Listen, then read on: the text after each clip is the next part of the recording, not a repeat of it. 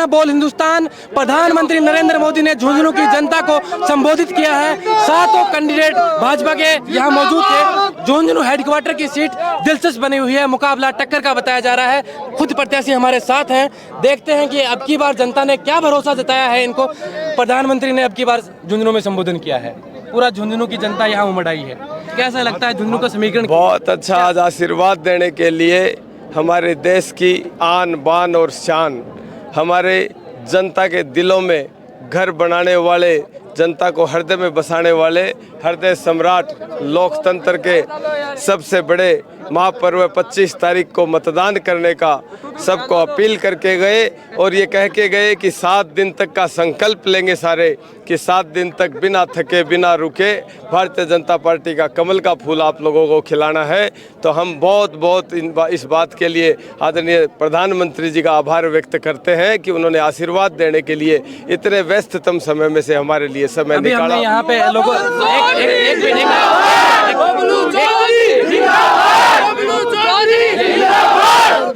अभी हमने कुछ माइनॉरिटी के लोगों से भी बात की है और ये कांग्रेस का जो परंपरागत वोट माना जाता है, अब की बार उनका रुझान भी बीजेपी की तरफ है। क्या समीकरण प्रधानमंत्री के आने के बाद में झुंझुनू के और पूरी शेखावाटी के चेंज हो गए?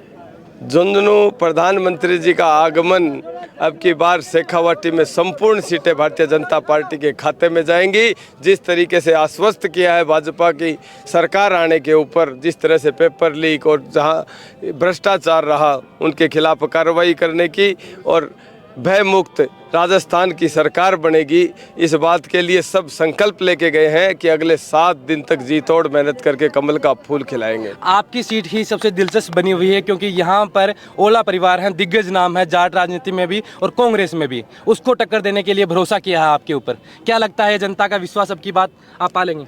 जनता सिर्फ वंशवाद की राजनीति से त्रस्त थी और वो ये चाहते हैं कि अब की बार यहाँ भाजपा का फूल खिले। सारे के सारे कमर कस के इस बात के लिए तैयार थे और आज फिर प्रधानमंत्री जी के आने से नई ऊर्जा यहाँ के मतदाताओं में भरी है। ये क्या भरोसा?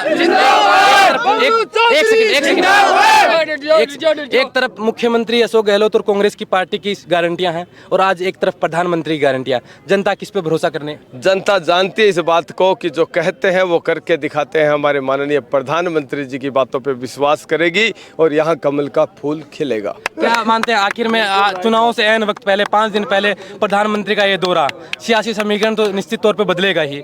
झुंझुनू की सियासत में कैसी हलचलें देखते हैं, क्योंकि आपसे बागी होकर भी कुछ लोग चुनाव लड़ रहे हैं, उनका कैसे? वो सब जगह अपने अपने तौर तरीके हैं, अपनी अपनी सोच है। चुनाव लड़ना स्वतंत्रता है सबकी, उससे हमारे कोई फर्क नहीं पड़ता। हम तो यहाँ भारतीय जनता पार्टी के कमल के फूल खिलाने की बात कर रहे हैं और झुंझुनू नहीं पूरे देश को हमारे देश के प्रधानमंत्री जी की बातों पे पूरा भरोसा है और इस विश्वास के साथ उन्होंने ये कहा है कि यहाँ कमल का फूल आप खिलाएंगे। तो जो काम उन्होंने बताए हैं वो सारे के सारे काम होंगे। आखिर सवाल, आपको जो भरोसा प्रधानमंत्री ने दिया है, आपके लिए यहाँ आए हैं हेडक्वार्टर पे, क्या विजन रहेगा झुंझुनू के लिए आपका आने वाले 5 साल में, अगर झुंझुनू की जनता पे भरोसा? मैंने पहले भी बताया कि मेरा भ्रष्टाचार मुक्त झुंझुनू रहेगा। ये झुंझुनू में काटली नदी का जो प्रकरण है, मैं ये चाहता हूँ कि झुंझुनू में काटली नदी का पुनर्जीवन हो और दूसरा ये खेल यूनिवर्सिटी, हमारी जो विकास के काम, नगर परिषद के पास ट्रीटमेंट प्लांट है, जो जिस तरह की इस झुंझुनू विधानसभा में शिथिलता रही पिछले 15 साल से, उन सारी बातों को दूर करके एक चुस्त दुरुस्त एक सपनों का झुंझुनू बनाने का संकल्प है। बिल्कुल, बहुत बहुत धन्यवाद। ये बबलू चौधरी थे। अभी ये बबलू चौधरी थे, झुंझुनू से भाजपा ने अब की बार इन पर भरोसा जताया है।